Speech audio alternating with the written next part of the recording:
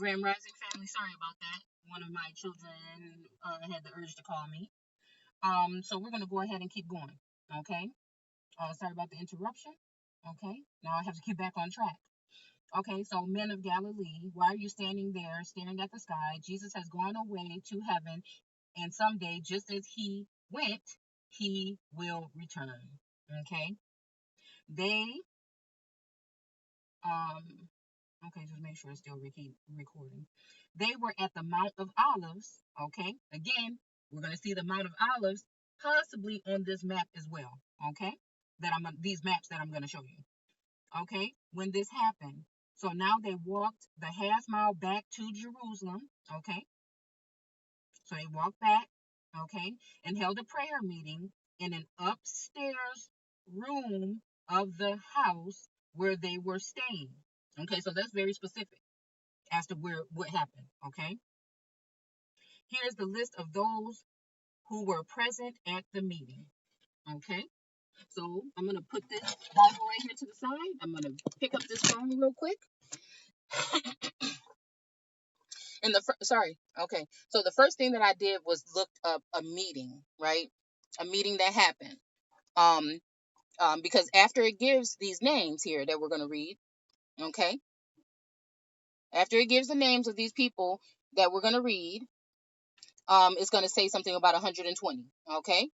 So it says, here's the list of those who were present at the meeting: Peter, John, James, Andrew, Philip, Thomas, Bartholomew, Matthew, John, son of Alphaeus, Simon, also called Zealot, Judas, son of James, and the brothers of Jesus. Several women, including Jesus's mother, were also there. This prayer meeting went on for several days. Again, is this some kind of real kind of ritualistic kind of thing to, get their self in a zone to try to see something? Is this a spiritual kind of thing going on here? Okay. That is take like a what do they call those things in church? A revival or something. I don't know. I think that's what it's called. So anyways, okay. So the prayer meeting went on for several days. During this time, on a day when about 120 people were present, Peter stood up and addressed them as follows. So again, we're using these terms: address, okay? Like people address the nation. We're using certain terms here that made me start to think. So I went ahead and put up meeting American history, 120 people, and then we have something that goes along with this. There's a McKinley Memorial postcard. Okay, now there's more than 100 people in this meeting, but this is kind of where everything started. Okay, it says this is the House of Representatives in Washington D.C. I have um vest. I don't know what those two words are. I cannot make them out, but it looks like it says house, and there might be some other stuff here that looks like it's cut off, and gone to something field, and gone to maybe the field of loathing, and it's signed something or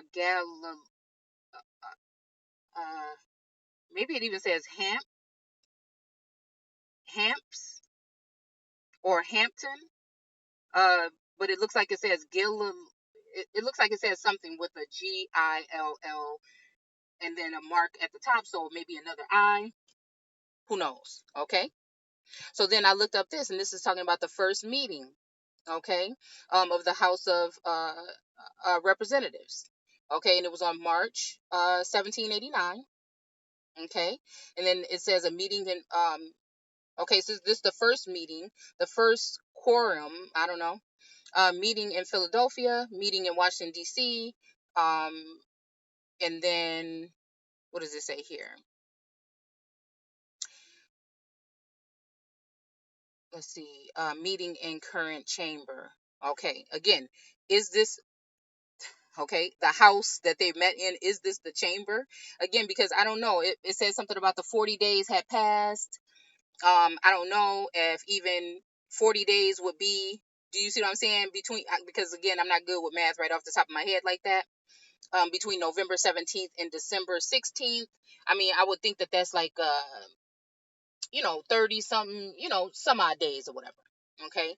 So I don't know. I just pay attention to little stuff like that because maybe something will be put together later on. Okay. So this says the collection of the U.S. House of Representatives elected in 1870, Representative Joseph. Okay. Rainey. Now, notice the term rain. Okay. Again, I'm just saying. Okay. So, of South Carolina, a former slave. Okay, served 5 terms in the House of Representatives. So this is one way right here where this person was dead.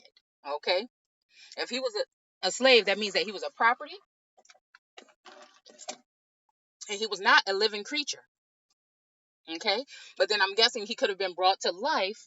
Okay, and brought into this position. Okay, so it says something about the first member to represent 2 states. This is not the person that we're talking about.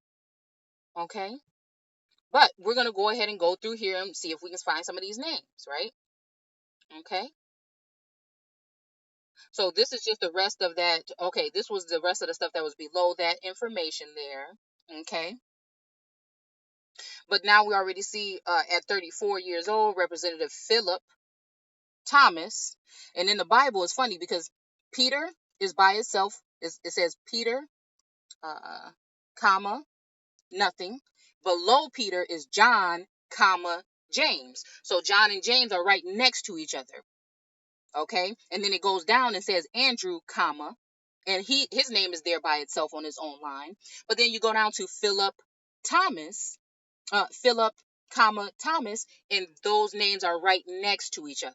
So it's kind of funny about this Representative Philip Thomas. Just saying, of Maryland. Okay, again, the Virgin Mary has to do with Virginia and Maryland. Okay, the motherland of some of these people was Jerusalem, which would have been in the Virgin. See, Mary. Again, now let's even think about that because this just came to me right now. So if it was the Virgin, okay, so it brings me back to even thinking about the first families of Virginia. So if this is a Virgin, uh, Maryland is a Virgin, um, and there's lots of Marys. I know these are probably people's names too. Then that would mean that Virginia may have been uh baptized in the Holy Spirit. But Mary, okay, the virgin or whatever, but Maryland was baptized by waters, meaning that different groups would have found their, and know that most of the family lines of these people that are presidents, I think if not all of them, have stemmed from Virginia. And same thing that it says in the Bible in one of these areas is that they all come, it was saying something about a group of men and they all come from the virgin. Okay. So again, these are just things that I'm putting together. Okay. So again, Mary, and then that makes it Mary too. Get it? That they will be happy about, all of these people coming into Mary. Even Mary, see, Mary, like getting married. I'm just saying. Okay. Where she was Mary about taking in many different waters, where Virginia, okay, the virgin, did not. Okay. So again, we're just pointing out a couple things. Okay. So then we go ahead and look at a couple of other people elected. Let's see. So we have James, okay, because that was one of the names on the list. We have James, another James. We have John, which is another name that is right next to James. So it's John and then James. Okay. And then we go down here to see that. Let's see, I think I just put this stuff up for information. So we're going to keep on reading, but let's just read this really quick because I thought this was very strange. On January 20th, 1870, the Mississippi State Legislature, okay, again, Mississippi would have something to do with ancient Egypt in America, again, okay, so appointed Hiram, okay, Revel, okay, anyway, because we started in Revelations, now we're back, but again, okay, um, so Hiram Revels to a seat in the U.S. Senate, that he remained that had remained vacant ever since Mississippi succeeded. There we go with seeded too. Okay? Because again, remember these foreigners came here to seed the land, the earth, or till it, the people. Okay? So, a North Carolina born preacher, and the first African American to serve in Congress, personified the promise of African American emancipation and enfranchisement. Okay? Those are, you know, just some things. Okay? When rebels later toured the United States, so again, I think either right before this or after this, we're talking about someone going on a tour or making some rounds. So it's just these things just, I don't know, okay, stand out to me. He was introduced as the 15th Amendment in the flesh and blood. So again, how they're saying he came back, and when he came back, he was living. He was actually living, okay? So let's keep going. So here's something right here about time works wonders. So again, they're asking him in this chapter, when will this happen? And he's saying, you don't need to know. That's for when the Holy Spirit comes and let you know, that's when you'll know. So I feel it's very strange that something like that is here. Okay. So this is a print from Harper's Weekly. Jefferson Davis. Again, Jefferson Davis, I believe, is the man that people said um, might have been possibly a father, the real father to Abraham Lincoln. Um, if I might be mistaken, but I don't think so. And because I think they were calling him Jeff in the articles that I was reading. But if you go back and look at a picture of Abraham Lincoln and look at this man, you'll know if this is the man that I'm trying to say, because he looked just like him. Put it like that. And if you go back and look at Thomas Lincoln, which is supposedly Abraham Lincoln's father, that they didn't never get along, then you'll see that he don't look nothing like him. Okay. So again, let's see. Okay. So then it says, so this is Jefferson Davis's ghost. See, do you see what I'm saying? Okay. Lurks in the Senate chambers. Do you hear me? Observing the swearing in of the first black senator. Okay. Harem revels of Mississippi.